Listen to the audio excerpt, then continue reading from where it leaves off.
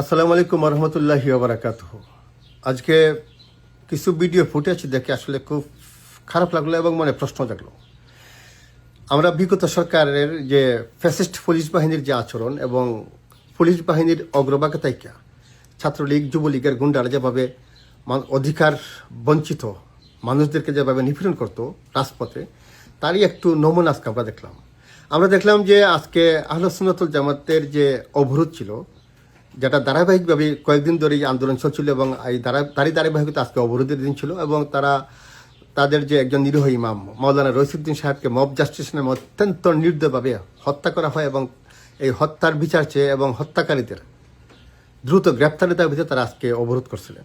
So এই অবরোধের সময় আমরা দেখলাম যে পুলিশের সামনে থেকে পুলিশের প্রোটেকশন নিয়ে, অর্থাৎ পুলিশ প্রোটেকশন দিচ্ছিল তাদেরকে, তারা লাঠি সুটা নিয়ে আহলে সুন্নাতুল জামাতের অনুসারীদের উপর অত্যন্ত নক্কারজনকভাবে বিভিন্ন জায়গায় হামলা করেছে। সো আমার প্রশ্ন হলে, এখন তো দলীয় কোনো সরকার ক্ষমতায় নাই, এখন তো তত্ত্বাবধায়ক সরকার ক্ষমতায়, তাই না, ইন্টারিম গভর্নমেন্ট। সো এই ইন্টারিম গভর্নমেন্টের সময়ে এরা কারা? পুলিশ প্রোটেকশনে একদল নিরীহ নিরস্ত্র মানুষের উপর হামলা করলে এরা কারা? অবরোধ করা, সবকিছু করা এই মানুষের নাগরিক অধিকার। এখানে যদি কোনো উশৃঙ্খল বিশৃঙ্খল কিছু হয়, যদি খারাপ কিছু হয়, সেটাকে অবশ্যই শক্তিশালীভাবে প্রোটেস্ট করার রাইট পুলিশের আছে। সেটা পুলিশ করবে, পুলিশ না হলে বিজেপি করবে, বিজেপি না হলে সেনাবাহিনী করবে। কিন্তু লুঙ্গি পরা, পাঞ্জাবি পরা, পায়জামা পরা, মাথায় টুপি, নারায় তকবীর আল্লাহু আকবার স্লোগান দিয়ে যে হামলা করে হলে নিরস্ত্র মানুষদের উপরে পুলিশের প্রোটেকশন নিয়ে পুলিশ তাদেরকে শেল্টার দিছিল, এরা কারা? আমরা জানতে চাই পরিষ্কারভাবে যে এরা কারা, পুলিশ কেন তাদেরকে প্রোটেকশন দিবে অন্য কিছু নিরীহ মানুষদের উপর হামলা করার জন্য? তাহলে তত্ত্বাবধায়ক সরকারের মধ্যে এবং আওয়ামী ফ্যাসিস্ট গভর্নমেন্টের মধ্যে পার্থক্যটা থাকলে কোথায়? তারা সংস্কার করবে, মানুষের অধিকার বাস্তবায়ন করবে, এই করবে সেই করবে, মুখে বক্তৃতার ফুল জুড়ি ফুটাইলেও আদৌ কি তারা আসলে একটা যে বৃত্ত সার্কেলের বাইরে থেকে কোনো কিছু করতে পারে নাই তো। তারা এখন পর্যন্ত, আজকের এই ঘটনা প্রমাণ করলো, বাংলাদেশের নির্দিষ্ট কিছু দলের মানুষের জন্য এই ইন্টারিম গভর্নমেন্ট এবং তাদের প্রশাসন কাজ করে যাচ্ছে। যদি সার্বজনীন হতো তাহলে পুলিশের প্রোটেকশন নিয়ে আজকে এই জামাত শিবিররা বিভিন্ন জায়গায় নিরস্ত্র নিরীহ আহলে সুন্নাতুল জামাতের অনুসারীদেরকে অবশ্যই হামলা করার দুঃসাহস দেখাতো না। বরং যদি তারা হামলা করতে যেত, পুলিশ উভয়দেরকে দমন করত। কিন্তু পুলিশ সেটা না করে তাদের জামাত শিবিরের যারা পুলিশ আহলে সুন্নাতুল জামাতের অনুসারীদের উপর হামলা করতে গেছে, পুলিশ তাদেরকে অত্যন্ত সুন্দরভাবে প্রোটেকশন দিচ্ছে এবং পুলিশের বলয়ে থেকে তারা হামলা করছে আহলে সুন্নাতের অনুসারীদের উপরে। তো আওয়ামী ফ্যাসিস্ট গভর্নমেন্টের উপর এবং বর্তমানে তত্ত্বাবধায়ক সরকারের আজকের যে বিষয়টা, এটার মধ্যে পার্থক্যটা থাকলে কোথায়? কোনো পার্থক্য তো নাই। তারা তো আসলে একটা নির্দিষ্ট, যেটা বলছিলাম, একটা নির্দিষ্ট বলয়ের নির্দিষ্ট দলের লোকদের নিরাপত্তা দেয়া ছাড়া, তাদের কথা শোনা ছাড়া আরও যে বাংলাদেশের আপামর লাখো কোটি মানুষ আছে তাদের কথা তো তারা শুনছে না।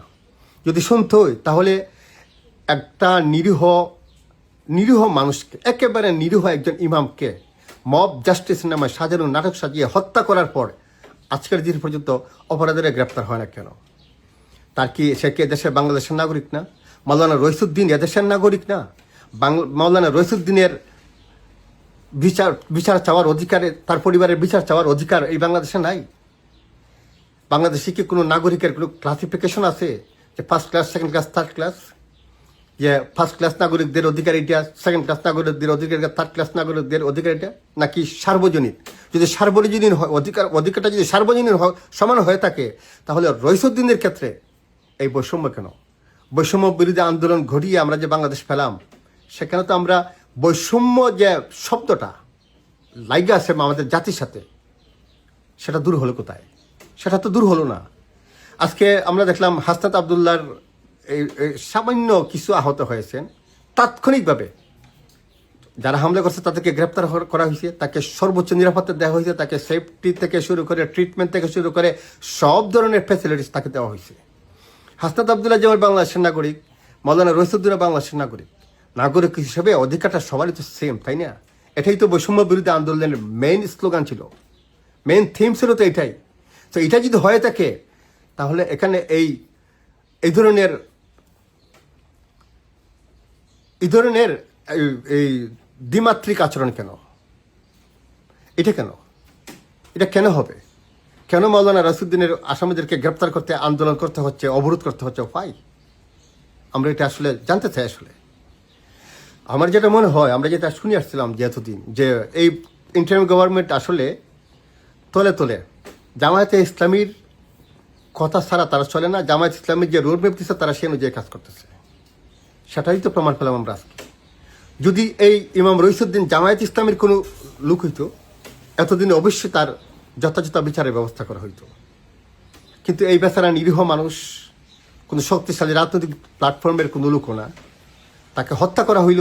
এবং এটার সাথে যারা জড়িত তারা ডেফিনেটলি জামাতপন্থী লোক, আর জামাতপন্থী লোকদেরকে গ্রেপ্তার করা যাবে না। সো এই যদি হয় অবস্থা যে জামায়াতের কেউ যদি অপরাধ করে তাকে গ্রেপ্তার করা যাবে না, তাহলে সুন্নাতুল জামাতের বা কোনো নিরীহ মানুষ যদি কোনো অপরাধ করে তাকে গ্রেপ্তার করা যাবে। তাকে মব জাস্টিস নামে মাইরা ফালাইলেও তার কোনো বিচার হবে না। তার কোনো বিচার হবে না। তার নিরাপত্তার ব্যবস্থা সরকার করবে না। তার ফ্যামিলির নিরাপত্তার ব্যবস্থা সরকার করবে না। বরং তার পক্ষে যেই কথা বলতে পারবে তাকেও পাকড়াও করা হবে। এটাই যদি হয় বাংলাদেশের কালচার, তাহলে তার কিছু বলার নাই। এই ইন্টারিম গভর্নমেন্ট আসলে কি করতেছে? আসলে তারা মানুষের অধিকারের কথা বলে, মানুষের বিচারের কথা বলে, মানুষের মৌলিক অধিকার বাস্তবায়নের কথা বলে। এই কি তার নমুনা? এই যদি নমুনা হয় তাহলে আমার কিছু বলার নেই। যেই লাও সেই কদু, ঠিক আছে না? যেই লাও সেই কদু।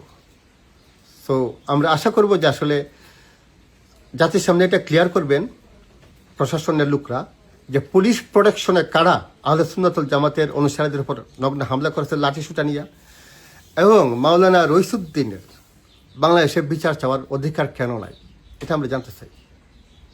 কালকে যদি আমাকেও মারা হয়, আমার হত্যাকারীদেরকে বিচার করা হবে না? নাকি আমার বিচার পাইতে হলে আমাকে জামায়াতে ইসলামের লোক হতে হবে? মানে জামায়াতে ইসলামের লোক ছাড়া কিংবা শক্তিশালী কোনো রাজনৈতিক দলের লোক ছাড়া বাংলাদেশে বিচার পাওয়া যাবে না। এটাই যদি আমাদের দেশের কালচার হয় তাহলে আমার আর কিছু বলার নাই। আর যদি এটা হয় যে না, সবারই সমানভাবে বিচার পাওয়ার অধিকার আছে, তাহলে প্রশ্ন থাকলো ইমাম রইসুদ্দিনের বিচার কবে হবে? এবং তার বিচারের দাবিতে যারা আন্দোলন সংগ্রাম করেছেন, তার হত্যাকারীদের গ্রেপ্তারের দাবিতে যারা অবরোধ করেছেন, এবং যারা অবরোধ করতে গিয়ে বৈষম্যর শিকার হয়ে যারা গ্রেপ্তার হয়েছেন, তাদেরকে দ্রুত ছেড়ে দিতে হবে। এবং তাদেরকে ছেড়ে দিয়ে মূল আসামি যারা রইসুদ্দিনের যে হত্যাকারী, তাদেরকে অবিলম্বে গ্রেপ্তার করে এই গভর্নমেন্টের প্রমাণ করা উচিত যে তারা আসলে নাগরিকদের মধ্যে বৈষম্য সৃষ্টি করেন না, তারা বৈষম্যহীনভাবে নাগরিকদের সেবা দিতে চান। এবং তারা একটা এক্সাম্পল রেখে দিতে চান পরবর্তী গভর্নমেন্টের জন্য, যে নাগরিক সেবা কীভাবে দিতে হয় এবং কীভাবে পেতে হয়। আসসালামু আলাইকুম রহমতুল্লাহি ওয়া বারাকাতুহু।